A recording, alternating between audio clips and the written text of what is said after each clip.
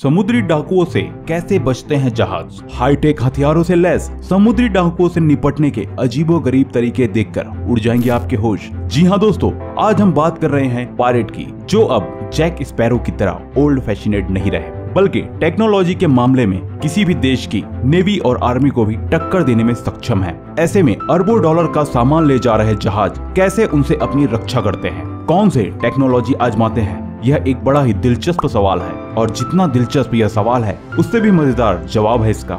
जानना चाहते हैं कि वो कौन सी तकनीक है जिससे समुद्री डाकुओं को जहाज पर हमले से रोका जाता है। वैसे तो सभी टेक्नोलॉजी काफी इंटरेस्टिंग है, लेकिन नंबर 7 वाला फैक्ट सुनकर तो आपको घिन आने लगेगी, लेकिन उसे जानकर आपका मजा कई गुना बढ़ जाएगा। तो वीडियो को पूरा जरूर देखिए और हाँ, वीडियो को लाइक और चैनल को सब्सक्राइब करना मत भूलिए। दोस्तों, इंटरनेशनल मैरीटाइम ब्यूरो के हिसाब से हर साल समुद्री डाकू यानी कि पायरेट की वजह से 16 बिलियन डॉलर का नुकसान होता है। और अब यह डाकू पुराने जमाने के डाकुओं की तरह एक आंख पर पट्टी बांधे या लोहे के हाथ वाले नहीं होते, बल्कि आजकल यह काफी एडवांस हो गए हैं।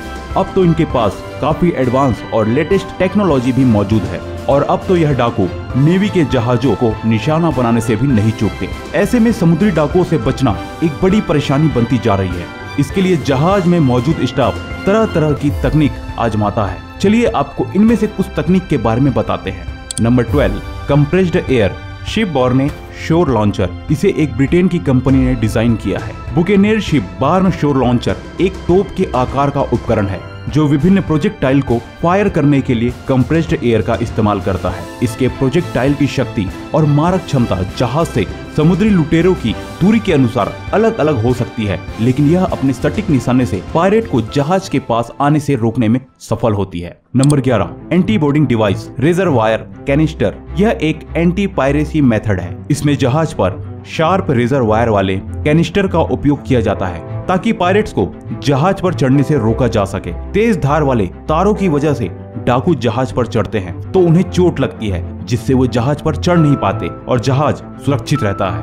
Number 10, Molotov cocktail. यह एक मजेदार तरीका है जिसमें कांच की खाली बोतल में गैसोलीन भरकर उसके साथ एक जलता हुआ कपड़ा डालकर पायरेट की शिप पर फेंक दिया जाता है और वहां पहुंचते ही यह तेज आग पकड़ लेता है। डजले गन।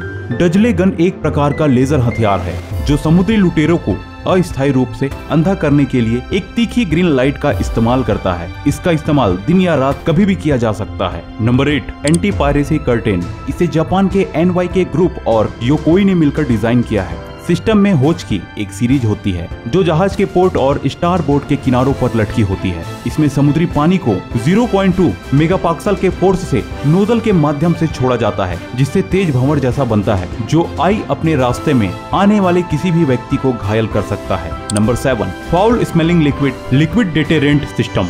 यूएस के इंटरनेशनल मैरीटाइम सिक्योरिटी नेटवर्क द्वारा एक एंटी पायरेसी तकनीक में आने वाले समुद्री लुटेरों पर स्लिक दुर्गंध युक्त हरे तरल की बौछार की जाती है जो काफी बदबूदार होता है और शरीर में जलन पैदा करता है। जलती हुई सनसनी और गंदी बदबू समुद्री लुटेरों को पानी में कूदने के लिए मजबूर करती है और इस तरह वो जहाज पर काबू कर पाते हैं। Number 6, slippery foam mobile denial system. Anti traction material एक गैर घातक पदार्थ है जिसका उपयोग जहाज के डेक को चिपचिपा या स्लिपरी बनाने के लिए किया जाता है, जिससे पायरेट जहाज के ऊपर चढ़कर नहीं आ पाते। Number 5, long range acoustic device. यह एक पुरानी तकनीक है, लेकिन इसे आज भी कई जहाजों में इस्तेमाल किया जाता है। यह डिवाइस बहुत तेज सुपरसोनिक साउंड पैदा करती है जो मनुष्य की सहन क्षमता से कहीं ज्यादा होता है और काफी दर्दनाक भी होता है। हाँ, लेकिन क्रू मेंबर को कान बंद करना जरूरी होता है। Number 4, life boat. दोस्तों, कई बार जब पायरेट का सामना करने का कोई फायदा नहीं होता या फिर मौसम की खराबी की वजह से शिप पर रहना मुमकिन नहीं होता, ऐसे में जान बचाने का एक ही तरीका काम आता है, लाइफ बोट्स। और आजकल की लाइफ बोट्स काफी एडवांस तकनीक से लेस आती है। इसके अलावा इन्हें जल्दी से पानी में उतारने के लिए स्पेशल रैंप भी डिजाइन किए गए हैं, जिससे इन्हें काफी तेजी से पानी में उतारा जा सके। इनमें पहले की तुलना में कोई एडवांस सेफ्टी फीचर नहीं होते जो ज्यादा से ज्यादा लोगों की जान बचाने के लिए जरूरी है। नंबर 3, स्वॉट ऑफिसर। यह ट्रेंड प्रोफेशनल ऑफिसर होते हैं जो कि हर जहाज पर मौजूद रहते हैं और जहाज की सुरक्षा को पुख्ता करते हैं। अगर जहाज पर कोई अटैक होता है तो उस समय जहाज पर मौजूद क्रू मेंबर और माल की जिम्मेदारी इन्हीं लोगों की होती है। तो एक तरह से जहाज पर पायरेट से निपटने के लिए हर तरह का इंतजाम होता है। Number 2, P trap. इस तकनीक का पूरा नाम है पैसिव नॉन लीथल मैकेनिज्म। यह एक तरह का ट्रैप यानी जाल है। इसमें पायरेट को भगाया नहीं बल्कि फंसाया जाता है। यह पूरा मैकेनिज्म पायरेट को शिप से दूर रखने के लिए तैयार किया गया है। इसमें शिप के दोनों तरफ भारी बम बनाए जाते हैं। इसके अंदर बहुत ही हैवी मटेरियल से बनी हुई कई लाइंस होती है।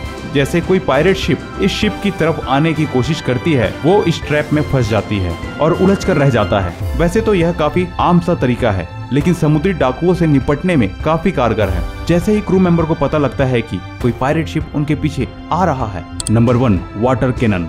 यह तरीका लगभग हर शिप में इस्तेमाल किया जाता है। यहाँ इसके लिए बड़े बड़े पाइप का इस्तेमाल किया जाता है। यह हाई प्रेशर पाइप 1 मिनट में 1350 गैलन तक पानी निकाल सकते हैं। पाइप को फायर फाइटिंग कंपनी ने खास तौर पर इसी मदद के लिए डिजाइन किया है। इन पांचों का दबाव 175 psi तक हो सकती है। जैसे ही पानी की तेज पायरेट की शिप पर पड़ती है, वो इधर उधर भागने लगते हैं और शिप के ऊपर कंट्रोल करना उनके लिए मुश्किल होता है। और जब तक वो समझ पाते कि क्या हुआ, तब तक वो शिप काफी आगे जा चुकी थी। पाइप में लगे नोजल एसिड प्रूफ समुद्री ग्रेड स्टेनलेस स्टील के बने होते हैं, जिसे दूर बैठकर भी ऑपरेट किया जा सकता है। इसके अलावा इन्होंने ऑटोमेटिक काम करने के लिए भी सेट किया जा सकता है। आजकल समुद्री डाकुओं के पास भी काफी एडवांस हथियार होते हैं, इसलिए जैसे ही क्रू मेंबर में से किसी को भी खतरे का आभास होता है, वो वाटर कैनन को चालू कर देते हैं। वाटर नोजल काफी लंबी दूरी से ही पायरेट की शिप पर अटैक कर सकते हैं और तब तक शिप पर पानी की बौछार करते हैं जब तक कि शिप में पानी न भर जाए, जिससे शिप इम्बैलेंस हो जाता है और समुद्र में पलट जाता है। तो है ना यह बहुत ही सिंपल लेकिन काम की तकनीक। तो दोस्तों, किस तरह से हाई टेक पायरेट से निपटने के लिए आज भी काफी बेसिक तरीकों का इस्तेमाल किया जा रहा है। क्या आपने इनमें से कभी किसी तरीके के बारे में सुना है? हमें कमेंट करके जरूर बताएं और वीडियो को लाइक करके चैनल को सब्सक्राइब करना ना भूलें।